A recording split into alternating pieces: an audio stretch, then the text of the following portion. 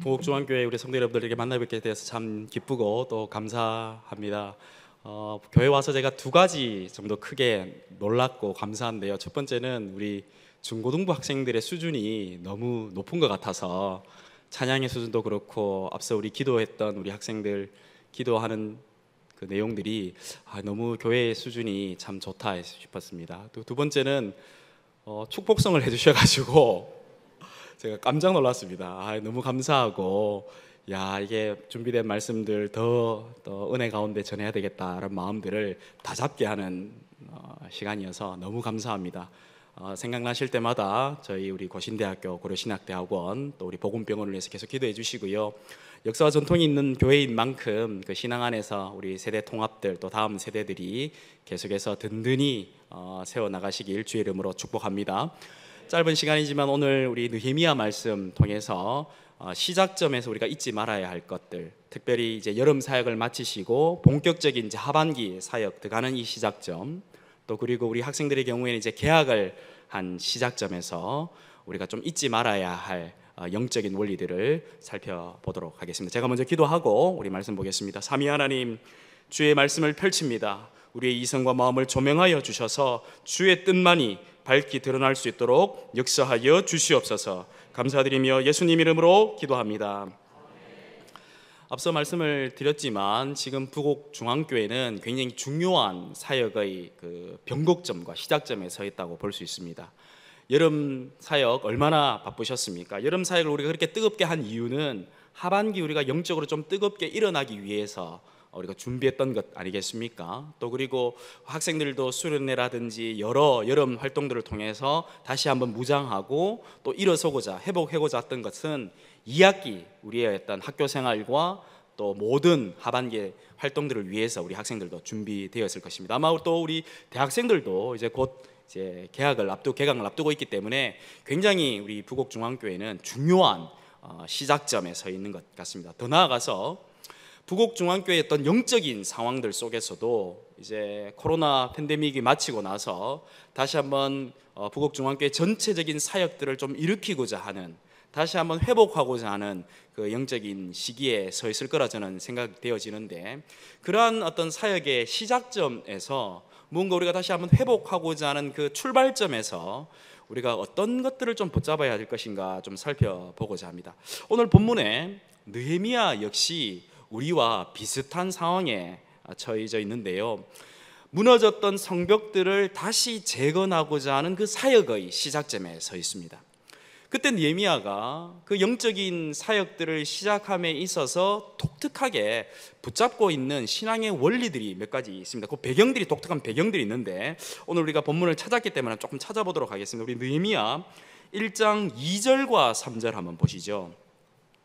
느헤미야도 우리와 같은 중요한 어떤 사역의 시작점에 서 있음을 우리가 확인할 수가 있는데, 느헤미야 1장 2절과 3절 우리 다 찾으셨으면 우리 한 목소리로 같이 한번 읽어보도록 하겠습니다. 1장 2절과 3절입니다. 시작. 내 형제들 가운데 하나인 하나니가 두 사람과 함께 유다에서 내게 이르렀기로 내가 그 사로잡힘을 면하고 남아있는 유다와 예루살렘 사람들의 형편을 물은즉 그들이 내게 이르되 사로잡힘을 면하고 남아있는 자들이 그 지방 거기에서 큰 환난을 당하고 능력을 받으며 예루살렘 성은 허물어지고 성문들은 불탔다 하는지라 라는 이야기를 느헤미야가 하나니로부터 듣게 됩니다. 그의 형제. 그래서 그 이야기를 듣고 느헤미야 마음 가운데 굉장히 마음에 불붙는 듯한 비전들이 생기게 된 것입니다.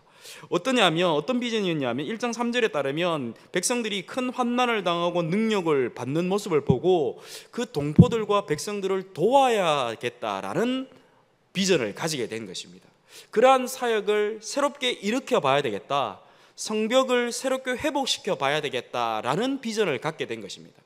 실제로 당시에 이 1차 수신자들과 같은 맥락 가운데 성벽은요, 그들에게 있어서 건축 구조물로서의 의미를 훨씬 뛰어넘는 상황이었습니다. 그들에게 있어서는 그들의 영적인 상태였고 그들의 신앙이었습니다. 즉 그들의 영적인 상태가 무너져 있었고 그들의 신앙이 무너져 있었기 때문에 느헤미야가 이 무너진 성벽들을 다시 일으키고자 하는 그 사역의 시작점, 그 사역을 시작하고자 했던 것입니다. 그래서 우여곡절 끝에 오늘 우리가 읽었던 2장 11절부터 본격적인 성벽 재건 사역이 시작되어졌던 것입니다. 그때에 느헤미야가 그 사역의 중요한 시작점에서 놓치지 않고 적용했던 신앙의 원리들을 오늘 부곡중앙교회 성도들과 또 우리 세대 통합 예배를 드리는 우리 다음 세대들과 함께 나누고자 합니다. 어떤 배경인지 아시겠지요? 자, 첫 번째로 중요한 영적인 사역의 시작점에서 잊지 말아야 될 것은 철저하게 기도로 나아갔다는 것입니다.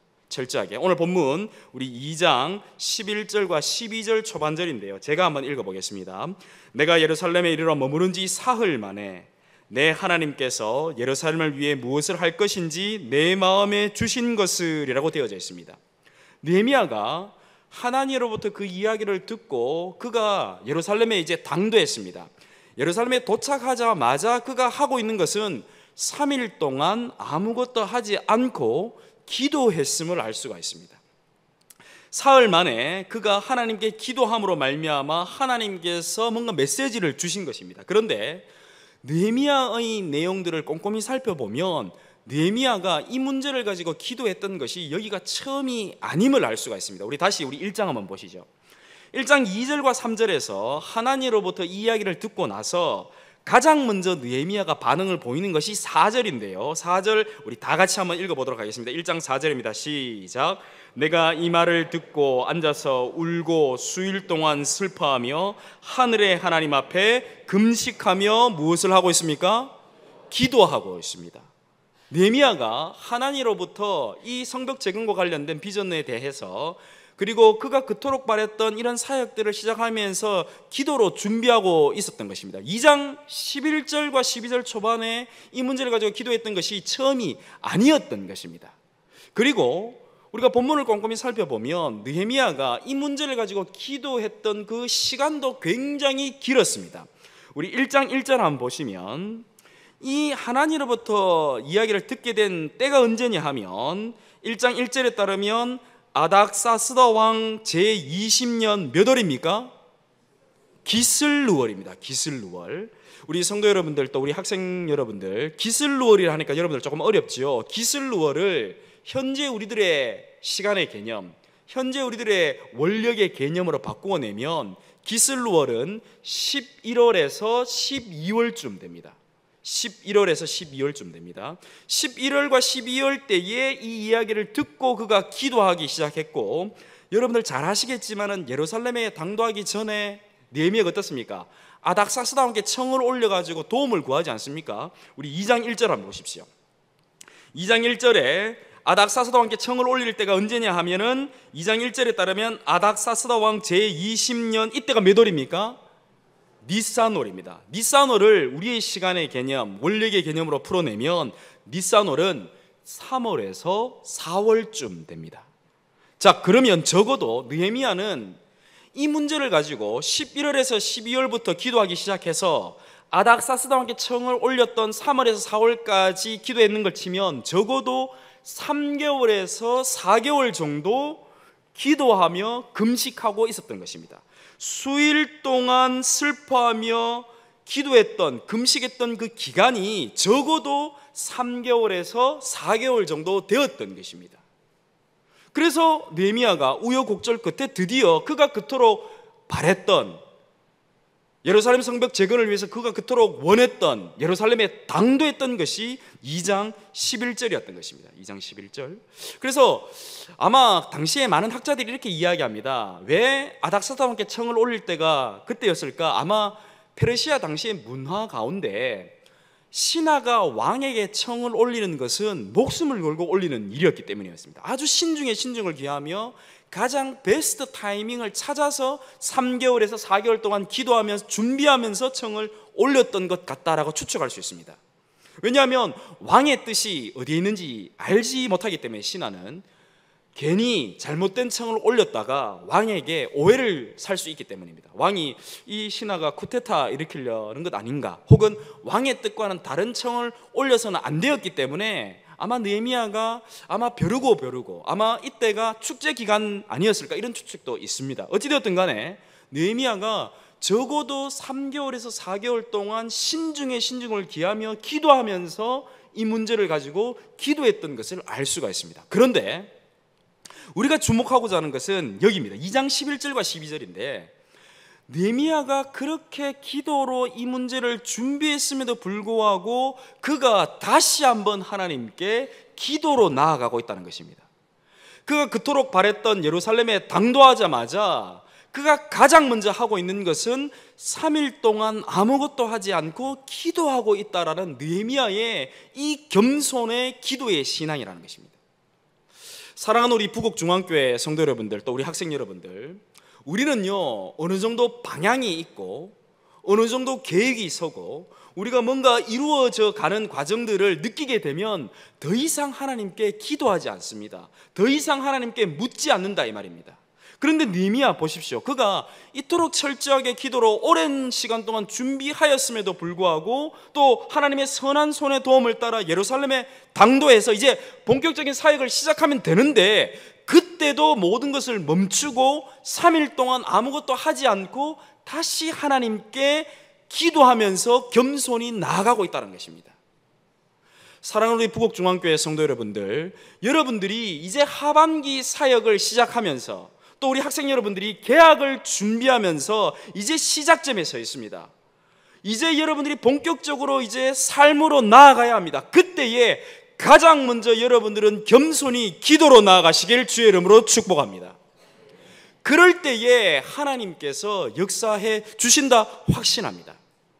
잘 생각해 보십시오. 우리의 사역 가운데, 우리의 신앙 가운데 기도 없이 우리가 어떻게 우리의 삶 가운데 능력이 나타날 수 있겠습니까? 부곡중앙교회는 역사가 있지 않습니까? 지금 여기에서 세대를 이루시는 분뿐만 아니라 부곡중앙교회 역사 가운데 신앙의 선배들이 계셨지 않습니까? 그들의 모습들 가운데 기도의 모습들이 분명히 있으실 거고 그 선배들의 기도의 열매를 지금 부곡중앙교회 성도들이 따먹고 있는 것입니다.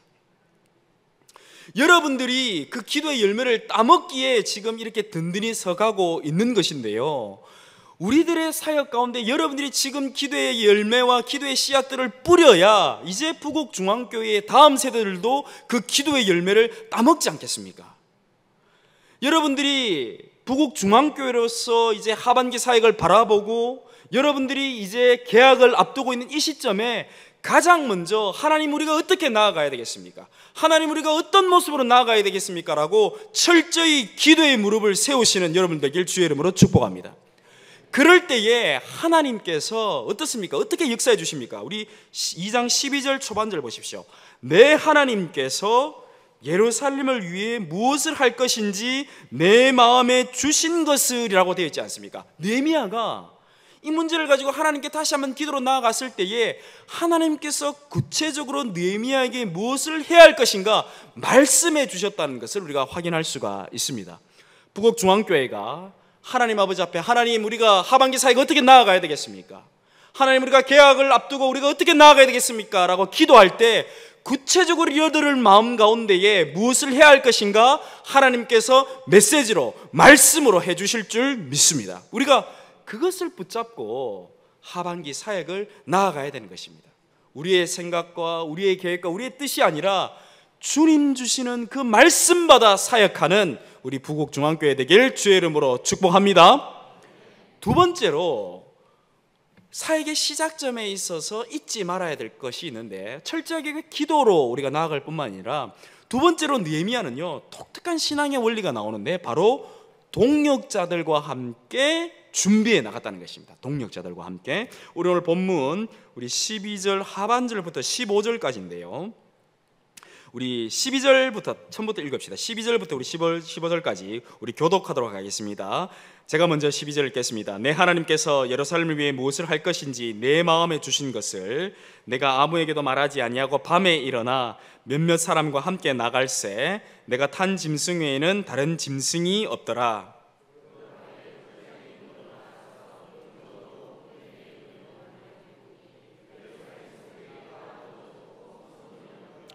앞으로 나아가 샘문과 왕의 못에 이르러서는 탄 짐승이 지나갈 곳이 없는지라. 15절 다 같이요. 그 밤에 시내를 따라 올라가서 성벽을 살펴본 후에 돌아서 골짜기 문으로 들어와 돌아왔으나입니다. 우리가 앞서 대지 1번에서도 말씀드렸지만 느헤미야는 철저하게 기도로 준비했고 그 기도함을 말미암아 하나님께서 느헤미야에게 무엇을 해야 할 것인가 구체적으로 말씀해 주셨습니다. 그 은혜를 받은 느헤미야는 그것을 은혜로만 누렸던 것이 아니라 12절 하반절 보면 그의 가장 가까운 동역자와 함께 그 밤에 일어났습니다. 그 밤에 일어나서 짐승을 타고 이제 독특한 행위들을 하게 되는데 그것이 12절 하반절부터 15절까지입니다. 그래서 동역자들과 독특한 어떤 일들을 하게 되는데 제가 미리 우리 목사님께 지도 하나를 좀 부탁드려서 지도를 부탁드렸는데요. 예, 감사합니다. 지도를 보시면은 크게 두 가지 색깔의 그 라인이 나오게 되는데요. 첫 번째 이제 빨간색 라인은 현재 예루살렘의 지리적 형편입니다. 지금 현재 빨간색 라인이 현재의 예루살렘의 지리적 형편이고요. 두 번째 이제 흰색 라인이 있는데 흰색 라인은 지금 고고학자들이 지금 느헤미야 2장과 3장의 지리적 형편을 추측하는 내용입니다. 흰색 라인은. 자, 그러면 지금 보십시오. 우리 본문 한번 보십시오. 12절 하반절에 느헤미야가 그의 가장 가까운 동역자들과 함께 짐승을 타고 일어났습니다. 일어나서 이제 13절부터 보면 그 짐승을 타고 동역자들과 함께 움직이는데 13절에 그 밤에 처음에 나아가는 것이 골짜기 문으로 나아갑니다. 골짜기 문 한번 찾아보십시오. 흰색 라인에 어디에 있습니까? 골짜기 문 어디에 있습니까?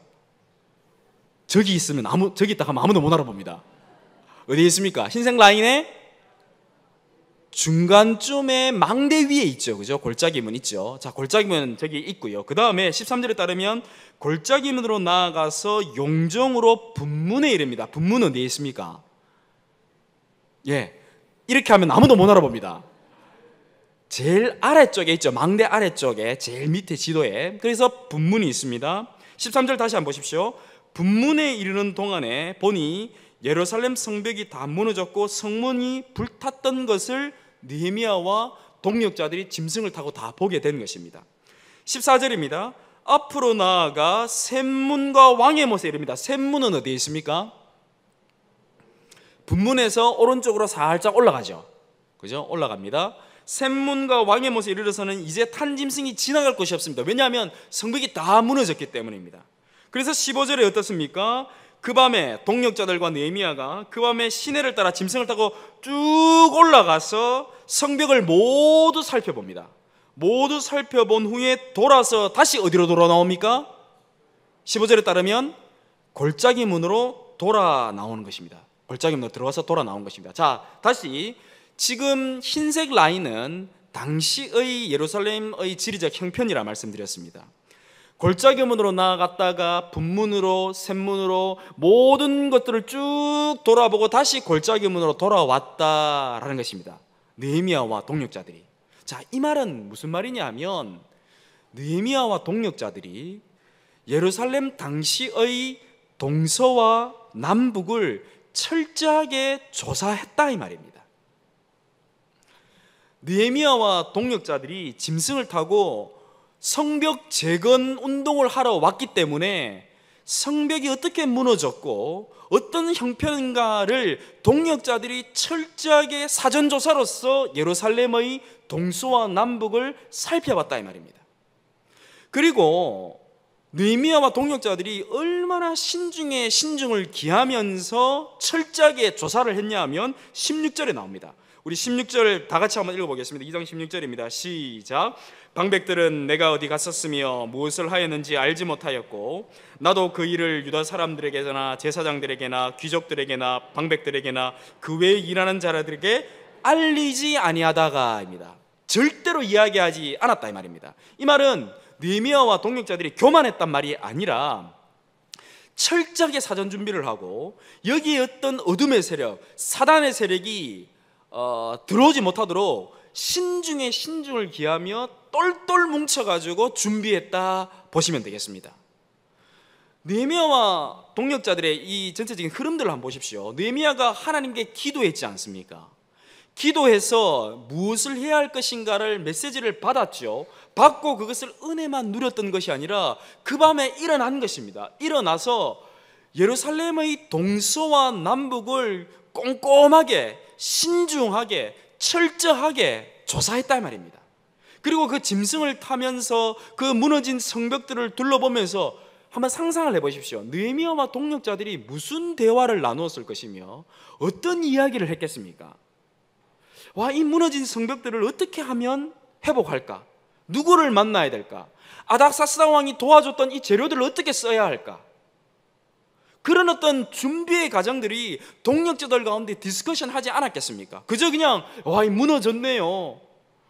아유, 어떻게 하면 좋을까요? 이렇게 한 것이 아니라 동력자로서 똘똘 뭉쳐가지고 함께 준비하며 철저히 준비해서 사역에 임했다라는 것을 확인할 수가 있는 것입니다.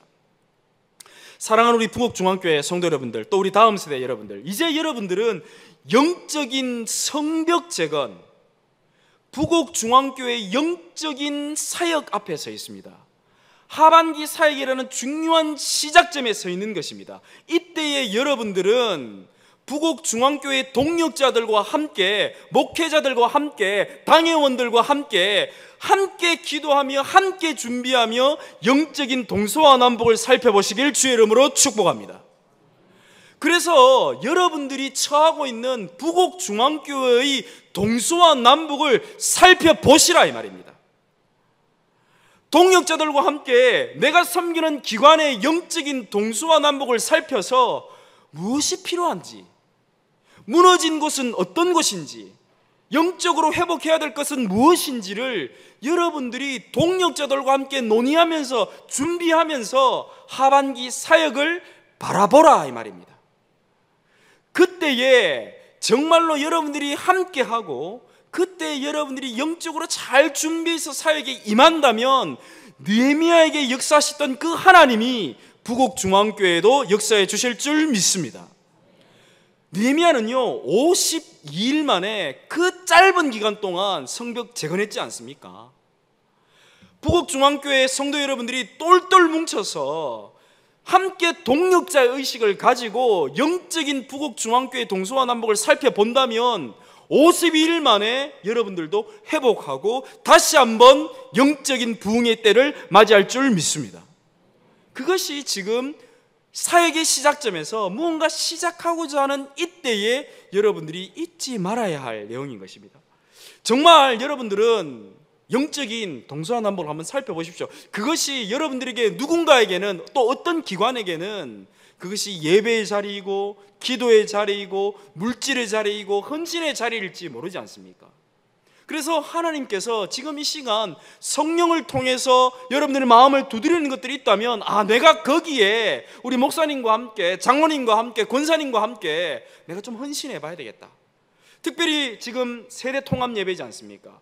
우리 귀한 부곡중앙교회 아이들이 함께하고 있지 않습니까? 그들을 바라보시면서도 그들의 영적인 동서남북 가운데 무엇이 필요한가 여러분들이 한번 살펴보시면서 내가 정말 이 아이들을 위해서 이런 부분들을 도와야 되겠다.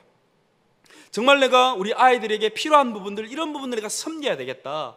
그런 것을 통해서 우리 부곡중앙교회 전체의 이 동서와 남북이 하나하나 만들어지고 영적으로 세워지고 다시 재건되어지는 놀라운 역사가 우리 부곡중앙교회에 충만하시길 주의 이름으로 축복합니다. 동력자들과 함께 철저히 준비하는 것입니다. 동력자들과 함께 하는 것입니다. 내 혼자 하는 것이 아니라 우리 옆에 우리 지체들과 함께 이야기합시다. 우리 동력자들과 함께 한번 해봅시다. 동력자들과 함께. 예, 맞습니다. 여러분들이 함께 부곡중앙교회의 성벽들을 세워나가는 것입니다. 꼭 이 신앙의 원리를 기억하시길 바랍니다. 세 번째로 이 사역의 시작점, 이 시작점에서 잊지 말아야 될 원리가 있는데 세 번째는 무엇이냐면 바로 이 영적인 사역들을 시작할 때 원수와 대적들이 일어난다는 것입니다. 여러분들이 철저하게 기도로 나아가고 여러분들이 동력자들과 함께 철저히 준비하며 나아가고자 할 때 여러분들이 뭔가 영적인 시작들을 움직이고자 할 때 그때에 대적들과 원수들이 일어난다는 것을 여러분들이 잊지 마시길 바랍니다. 오늘 2장 19절입니다. 우리 2장 19절 우리 다 같이 한번 읽어보도록 하겠습니다. 2장 19절입니다. 시작. 호론 사람 산발락과 종이었던 암몬 사람 도비아와 아라비아 사람 게셈이 이 말을 듣고 우리를 업신여기고 우리를 비웃어 이르되 너희가 하는 일이 무엇이냐? 너희가 왕을 배반하고자 하느냐 하기로입니다.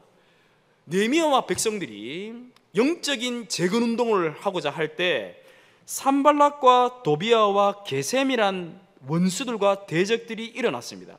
심지어는 이들이 어떻게 이야기하냐면 19절에 따르면 그들이 비웃고 업신여기고 심지어는 너희가 하는 일이 무엇이냐, 너희가 왕을 배반하고자 하느냐라는 프레임을 짜버립니다. 얼마나 황당합니까? 하나님 아버지 앞에 이들이 하려 했던 것은 다른 것이 아니라 오늘 본문에 따르면 우리 17절과 18절입니다. 17절 중반에 보면 이들이 하고자 했던 것은 예루살렘이 황폐하고 성문이 불탔으니 자 예루살렘 성을 건축하여 다시는 영적인 수치를 당하지 말자라고 이야기한 것입니다.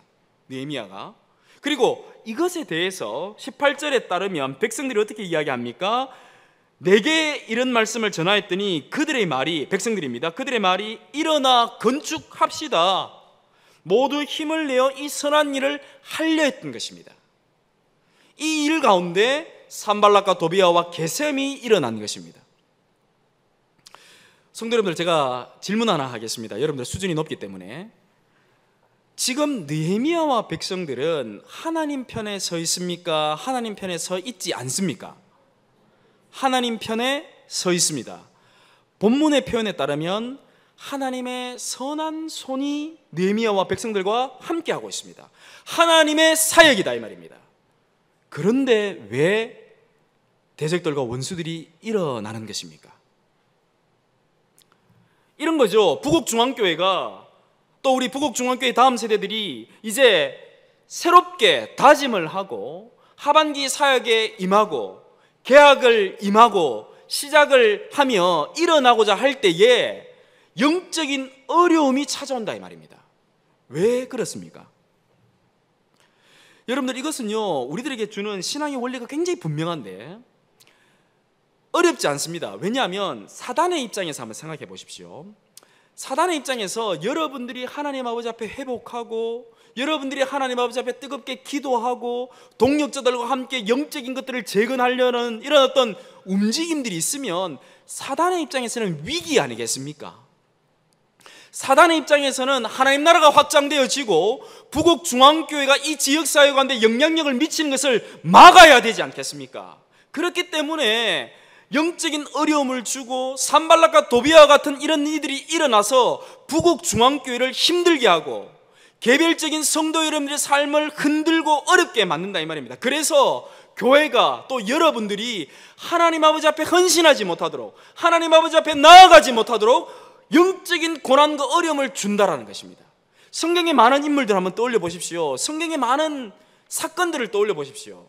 그들이 하나님 아버지 앞에 헌신하고자 했을 때 반드시 어려움과 반드시 시련과 고난이 있었습니다. 멀리 갈 것도 없이 예수 그리스도의 인생을 한번 떠올려 보십시오. 예수 그리스도의 사역을 한번 떠올려 보십시오. 예수 그리스도가 이 땅에 오실 때에 영유아 대학살이라는 엄청난 이런 어려움이 생겼지 않습니까? 그리고 그리스도의 생애 전반에 있어서 어떻습니까? 고난과 시련이 있었지 않습니까? 심지어는 십자가에 달려 돌아가셨지 않습니까? 하물며 우리의 삶이겠습니까? 하물며 우리가 하나님 아버지 앞에 그의 뜻을 이루고자 몸부림칠 때에 사단이, 영적인 세력들이 정말 우리를 힘들게 하지 않겠습니까? 저는 잘 모르지만 부곡중앙교회 가운데도 뭔가 지금 어려움이 있고 산발락과 도비아가 있을 것입니다. 그것이 인물일지 사람일지 어떤 영적인 환경일지는 모르겠지만은 여러분들이 무언가 움직이고자 할 때, 일어나고자 할 때 산발락과 도비아와 같은 영적인 어려움들이 찾아온다 이 말입니다. 또한 여러분들이 개개인의 삶도 마찬가지입니다. 여러분들이 하나님 아버지 앞에 다짐하고 하나님 아버지 앞에 내가 뭔가 기도의 제단을, 예배의 제단을, 내가 헌신들을 하나님 아버지 앞에 뭔가 내가 뜨겁게 다짐하고 일어나고자 할 때에 분명히 여러분들의 삶 가운데 직장의 어려움들, 아내와 남편과 자식의 여러 가지 어려움들이 여러분들의 발목을 잡을 것입니다. 여러분들이 헌신하지 못하도록 붙잡을 것입니다. 그때에 우리 부곡중앙교회 성도 여러분들은 낙심하거나 넘어지지 마시기를 주의 이름으로 축복합니다. 왜냐하면 여러분들 가운데 그런 어려움이 찾아온다는 것은 여러분들이 하나님 편에 서 있다는 것을 보여주는 증거이기 때문입니다. 하나님의 선한 손이 부곡중앙교회와 여러분들과 함께 한다는 것을 보여주는 증거가 바로 여러분들의 삶 가운데 나타나는 시련과 고난일 줄 믿습니다. 그래서 여러분들은 담대하고, 그래서 여러분들은 낙심할 필요가 없는 것입니다. 자, 중요한 것은 그런 산발락과 도비아의 그 영적인 시련 가운데 그것을 어떻게 극복하느냐가 중요한 것 아니겠습니까? 그 극복의 내용이 바로 20절에 나옵니다. 느헤미야와 백성들이 이 내용을 어떻게 극복하고 있냐면 정말로 이게 은혜가 되는데요. 느헤미야와 백성들이 두 가지의 신앙을 붙잡으면서 이것을 극복하고 있습니다.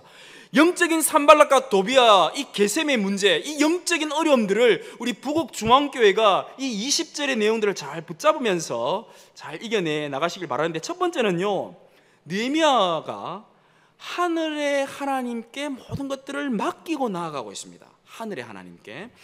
20절입니다. 제가 한번 읽어보겠습니다. 내가 그들에게 대답하여 이르되 하늘의 하나님이 우리를 형통하게 하시리니. 할렐루야.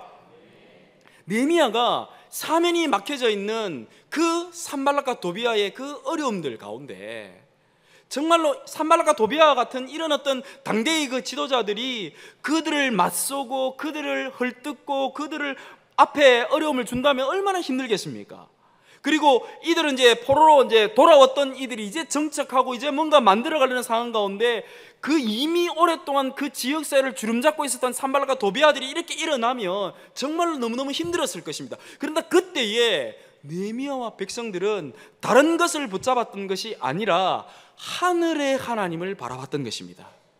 하늘의 하나님 바라보고 그 하나님이 우리의 사역을, 그 하나님이 우리의 삶을 형통으로 인도할 것이다 라는 믿음으로 이 문제를 바라봄으로 말미암아 극복해 나갔던 것입니다.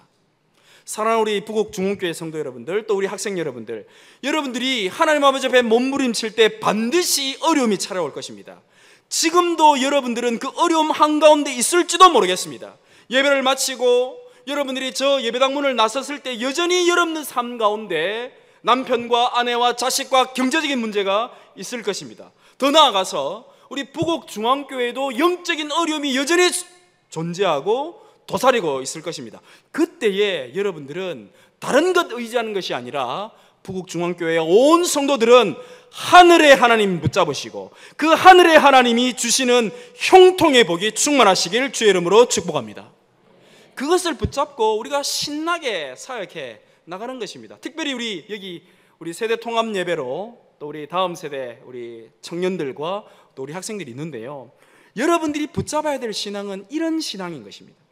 어려움이 찾아오면 넘어지고 어려움이 찾아오면 뭔가 다른 것을 붙잡고 나가는 것이 아니라, 그래, 하늘의 하나님이 내 인생을 형통으로 인도할 거야, 하늘의 하나님이 우리의 삶을 형통으로 인도할 것이라는 이 신앙을 붙잡고 그 고난과 시련을 극복해 나가시는 여러분들 되길 주의 이름으로 축복합니다. 특별히 다시 한번 간곡히 부탁합니다. 우리 청년들과 우리 다음 세대 여러분들, 여러분들의 인생이 돈이나 여러분들의 인생이 대학에 달려있는 것이 아닙니다. 여러분들의 인생은 하늘의 하나님께 달려져 있습니다. 그것을 여러분들이 꼭 기억하시길 주의 이름으로 축복합니다. 이게 여러분들이 성공하는 키입니다. 이게 여러분들의 삶을 움직이는 원리인 것입니다. 여러분들의 인생이 하늘의 하나님께 달려져 있습니다. 가슴 뛰지 않습니까? 여러분들 옆에 보시면 신앙의 선배들 있죠? 그것을 깨닫고 살아가시는 신앙의 선배들인 것입니다. 그 신앙의 재미를 붙잡고 나아가시는 분들이 집사님들이고 권사님들이고 장로님들이십니다. 그래서 여러분들도 그 신앙의 재미를 알아야 되는 거예요. 하늘의 하나님 붙잡고 내 문제가 해결되는 그런 경험을 여러분들이 하셔야 되는 거예요. 우리 고신대학교는요, 그런 신앙의 교육을 담당하는 학교입니다. 그런 다음 세대들을 일으키는 학교인 것입니다. 그래서 저는 이 아이들을 보면, 또 우리 청년들을 보면 가슴이 뛰는 것입니다.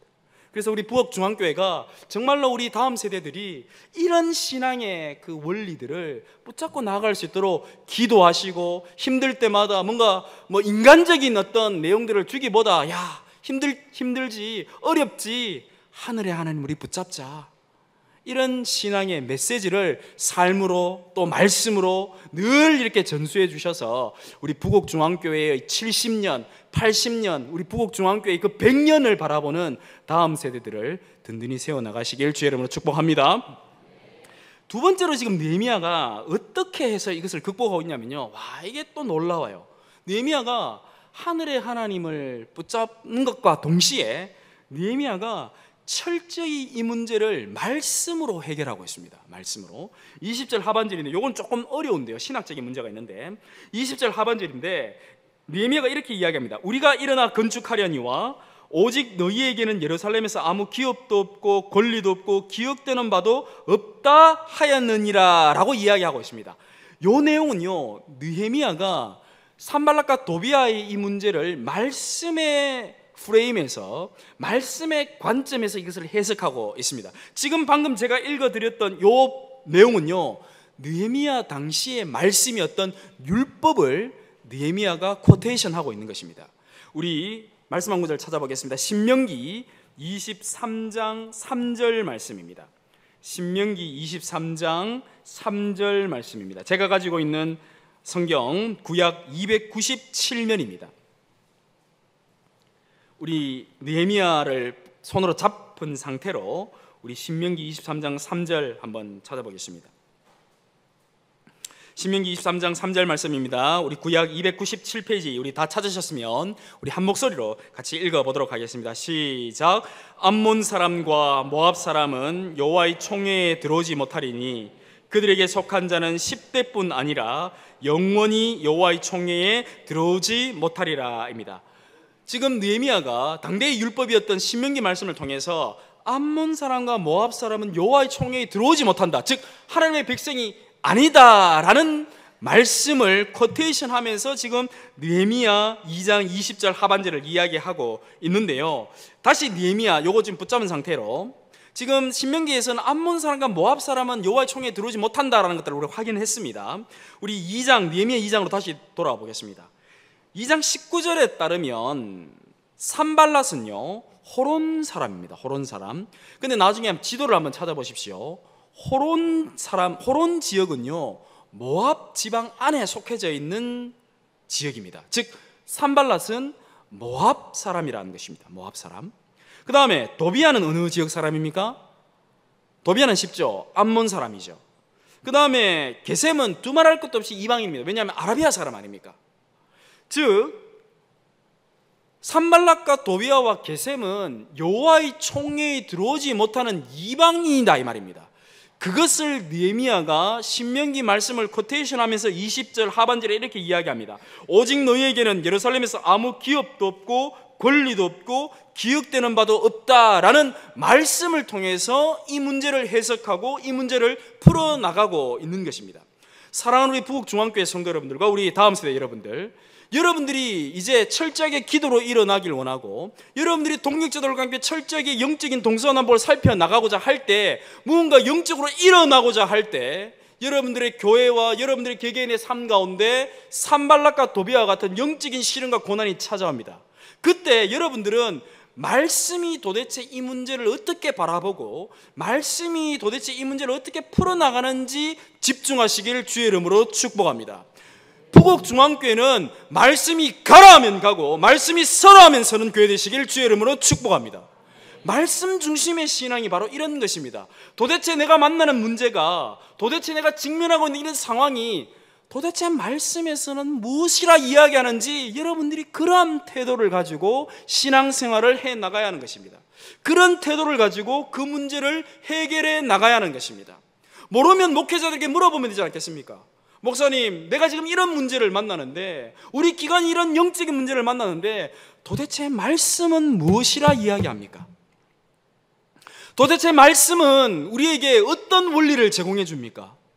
그 말씀의 원리대로 이 문제를 바라보길 원합니다. 문제를 만났을 때 우리가 뭐 어디 전화를 한다든지 돈을 쓴다든지 다른 인간적으로 이 문제를 풀어나가는 것이 아니라 말씀의 원리에 따라서 문제를 바라보고 풀어나가는 우리 부곡중앙교회 모든 성도들 되길 주의 이름으로 축복합니다.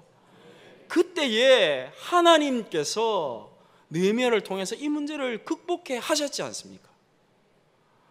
우리의 삶이, 우리의 신앙생활이 다른 것 무엇이겠습니까? 말씀이 가라 하면 가고 말씀이 서라 하면서는 그 말씀 중심의 신앙을 우리가 붙잡고 나아가야 할 것이고, 그 말씀 중심의 신앙을 우리 여기에 앉아있는 우리 다음 세대들과 우리 청년들이 붙잡고 나아가는 것이 부곡중앙교회가 사는 길 아니겠습니까? 그것이 우리가 하반기를 바라보는 이 시작점에서 놓치지 말아야 할 신앙의 원리이지 않겠습니까? 정말 말씀이 충만하고 정말 그 말씀의 원리가 살아 움직이는 우리 부곡중앙교회 되시길 주의 이름으로 축복합니다. 느헤미야는 하늘의 하나님 바라보고 말씀의 원리를 붙잡으면서 나아갔던 것입니다. 그럼을 통해서 산발락과 도비아의 이런 엄청난 영적인 어려움들을 극복해 나갔던 것입니다. 이런 은혜가 정말 우리 부곡중앙교회와 다음 세대 가운데 충만하시길 주의 이름으로 축복합니다. 말씀을 정리합니다. 우리는 지금 중요한 하반기의 사역을 바라보는 시작점에 서 있습니다. 그리고 더 나아가서 우리 하반기의 사역이라는 이런 어떤 미시적인 것뿐만 아니라 우리가 넓게 광의적으로 우리 인생이라는 시작점에 서 있습니다. 연령도 다르고 나이도 다르지만 우리가 오늘 이 시간 다짐하고 내게 인생이 다시 한번 하나님 앞에 일어나 봐야 되겠다, 내 인생을 하나님 아버지 앞에 다시 한번 시작해 봐야 되겠다라는 중요한 시작점에 서 있습니다. 그때 우리가 잊지 말아야 할 신앙의 원리, 첫 번째는 철저하게 기도로 나아가는 것이었습니다. 두 번째는 철저하게 동역자들과 함께 준비하는 것이었습니다. 그때에 여러분들 가운데 시련과 고난이 찾아온다고 말씀드렸습니다. 그 시련과 고난 앞에 하늘의 하나님 바라보고 말씀의 원리를 바라봄으로 하나님의 형통의 복이 충만한 우리 부곡중앙교회와 온 성도들 되길 주의 이름으로 축복합니다.